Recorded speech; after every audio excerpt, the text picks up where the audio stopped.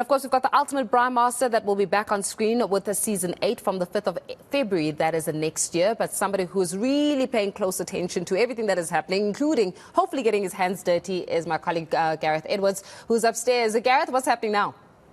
Hi everyone, welcome back to what's going to be a bit of a cook-off for the Ultimate Braai Master. Season 8 is coming back. Everyone wants to see all their favourite judges, all their favourite contestants. Season 7 was simply phenomenal, breaking many records as well. And being South Africans, we all love our braais, we all love our beer, but what we don't love, of course, is the load shedding, the blackouts. And I think that's probably the best part, Faith, about braaiing in South Africa. We don't care what Eskom is doing. We can do it even with the lights off as well. So earlier we heard from the celebrity judges, Peter Goffe-Wood and Chef Benny as well. So before we go back to them, I didn't manage to get myself an Ultimate Braai Master apron. I might steal Benny's a little bit later. He doesn't know that yet, though. So we're going to continue talking about the braaiing that's going to be taking place up here. This is the balcony of the eNCA headquarters. Normally a beautiful view over Johannesburg and Sandton, but this morning, if you had smell-o-vision and you could smell the food cooking behind me, Faith, you would be starving. So let's head over this way as we take a look at what everyone is braaiing this morning. We're going to start off with the bacon. Who's going to join me? Yash, you're going to join me here first. So, of course, many people will know you, Yash, from the previous seasons. First of all, congratulations. How are you doing? Oh, thanks very much. Yeah, we're doing well. And what do we got here? I'm smelling bacon. You're definitely smelling bacon. That's the best thing to smell in the morning. Yeah. So what we're actually doing is we're doing some breakfast burritos. So we're going to ask the guests to come in and make their own kind of wraps, put whatever they want in it. So there's bacon, but there's also halal options and, you know, whatever tickles your fancy in the morning. I mean, most people would know this as a normal gas braai, but I'm going to move over to this side as well. And we've got slightly different braais. Morning, gents. How are we doing? What exactly? I see we've got some chicken going here, but I want to talk about Firesmiths. Now, these are very fancy braais. Morning. Morning, I'm Kevin from Firesmiths. I'm the brand ambassador. Firesmiths is the Hero Smoker and Grill. It is a smoker. You can braai, you can hang, you can bake. So it's quite a versatile braai accessory. Yeah. And we are fortunate enough to be one of the sponsors for season 8. We're going to be doing a nice smoking challenge, so we're looking forward to it. Yash, last year's one of the winners. He's doing some chicken on in the braai setup for the Firesmiths. So yeah, we're looking forward to this morning. And congratulations on being part of season 8 as well. I think that's what everyone loves about the braaiing. Before I move across and talk about the food, give me just an idea: smoking or braaiing? What seems to be the preferred option these days? Currently in South Africa, braaiing is obviously you can never teach a South African how to braai. But there's a big smoking revolution happening in South Africa. It's a growing trend, and Firesmiths has launched at the right time. So if you go into the Firesmiths channel, you'll see there's a lot of educational tutorials on how to smoke, and the trend is growing in South Africa. And congratulations for being part of season 8. A face I think many people will recognize, of course. Thank you, appreciate the time as well. So big question, of course: smoke or braai? Look, I prefer braai. I'm not a long cooking guy, so I enjoy quick fires. For me, it's a preference of braai. And I think today, with celebration of season 8, celebration of Heritage Day, you're going to see loads of color in the food from the Iron Tummies today. I'm going to move across to Peter and Benny in a moment. So just talk about the competitiveness within braaiing, because most people look at it as a social event as well, but it's competitive as well. How do you use tactics in something like the Ultimate Braai Master? So for the Ultimate Braai Master, it was really about us understanding our competitors, how they cook, what they cook, and then I think the key thing is also understanding the judges and their palates. And we try to bring a lot of that into our cooking. And also, when to play your cards is key. So maybe that's a tip for the new contestants. Don't play all your cards up front. You know, ease into the competition. And as you gradually get through the rounds, you know, play your big cards, because that's what's going to impress the judges. Yeah, hold the cards back as well. And season 8 of the Ultimate Braai Master. Mo, I'm not sure if you want to come around with me this way. I'm going to go and find Benny and Peter very quickly at the Ultimate Braai Master, what's going to be season 8. I feel like I'm actually in your kitchen, Benny and Peter. Morning again to both of you. So I feel like you're about to grill me. Did I use grill on a braaiing show? I mean, the cliches have got to end now as well. So we're going to have bacon and breakfast burritos, but here we have Mo coming through. So what have we got here? Because you were talking, your favorite is good old boerewors. Yeah, you know, a South African favorite, and we've decided to do something for breakfast. So we're making pinwheel boerewors burger rolls. You know, with all the trimmings for burgers and stuff. But instead of the patty being your normal patty, we're using boerewors pinwheels, which is a South African favorite, and fits in well with the Heritage Day that we're celebrating tomorrow. Peter, let's talk about the competitors for a moment. Someone has obviously watched the first 7 seasons. Season 8 is coming out early next year. You guys are about to start production. Everybody thinks they can braai. What do you look for in someone before you decide, okay, you're going to be on our show? Look, we're looking for someone who, first of all, can narrate their own story. You know, obviously everyone fancies themselves around the fire. I have arguments with my brother-in-laws all the time about that's never going to be cooked. Everyone's an expert. Yeah.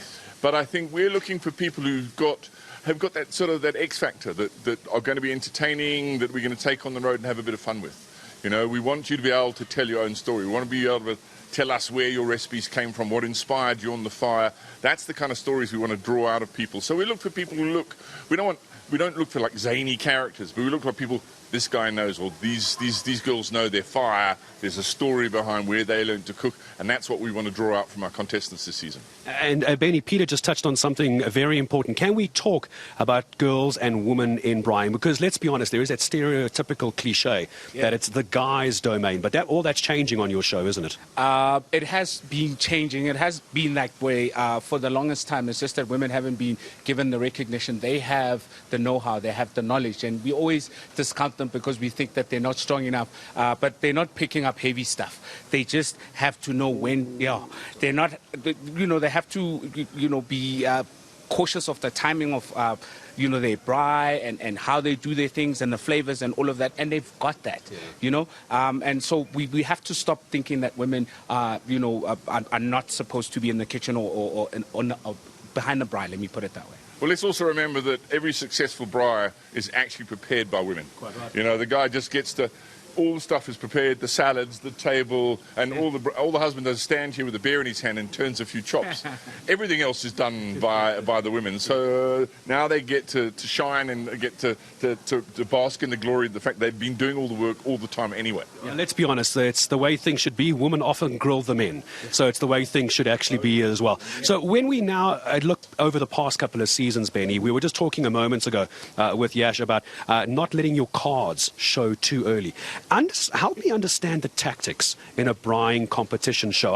Because I'm trying to think of like Survivor, for example, but there are tactics. It's not just the best cook, is it? Nah, it's not. It's also dependent on what the challenge is. And I think a lot of people, yes, you have to come in prepared and all of that, but you have to go challenge by challenge. And sometimes not, holding back and waiting to reveal whatever at the end. You might not get to the end.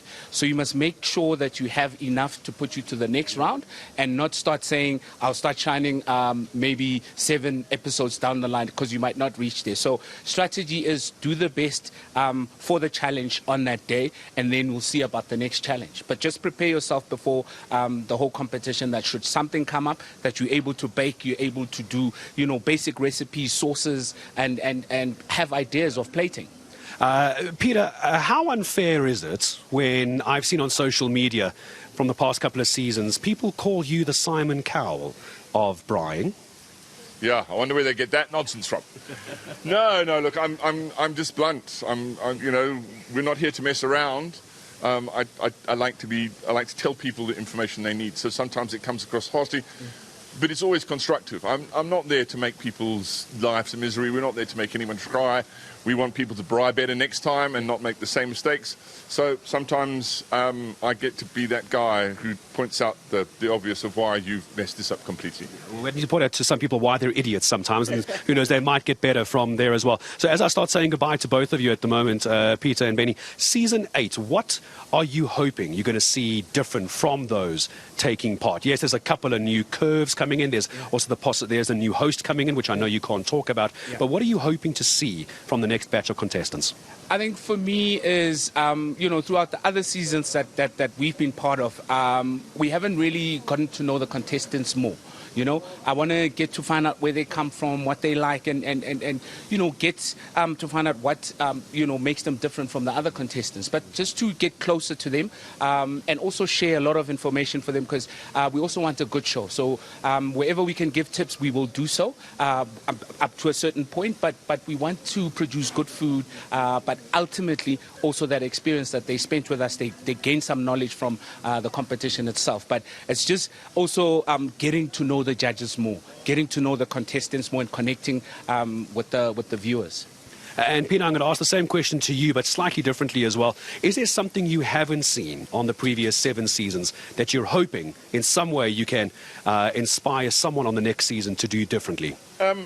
Not really. I mean, in 7 seasons, we've pretty much bried everything under the sun. So we're not looking to be hugely impressed by something we've never seen before, although it's always good to learn new techniques and new ways of doing things. For me, I'm just looking for people to have fun. You know, sometimes people take this, it's a competition, we get that it's a competition, but this is going to be a road trip of a lifetime with 20 other people who also love braaiing, and I think you need to make sure that you take time to enjoy that, to take in the scenery, take in where we are, take in what you're cooking, and have some fun with it. If you go in with this serious one, I'm going to win to the exclusion of all else, you're going to miss the trip of a lifetime. So I think you need to lighten up a little bit and take in the gears. It's not just about the destination, it's about the journey, isn't it, as well? Benny and Peter, thank you very much indeed to the both of you. Ultimate Braai Master, we thought we'd have some fun as we all start getting ready to celebrate Heritage Day. Some people still like to call it Braai Day. I know some people find that offensive as well, but call it Braai Day or whatever your heritage is. Braaiing is still very much a part of what we do, Faith, and it's Ultimate Braai Master. Season 8, it's going to be airing early next year. Production going to start soon. I don't know how you two stand here because your eyes aren't even watering.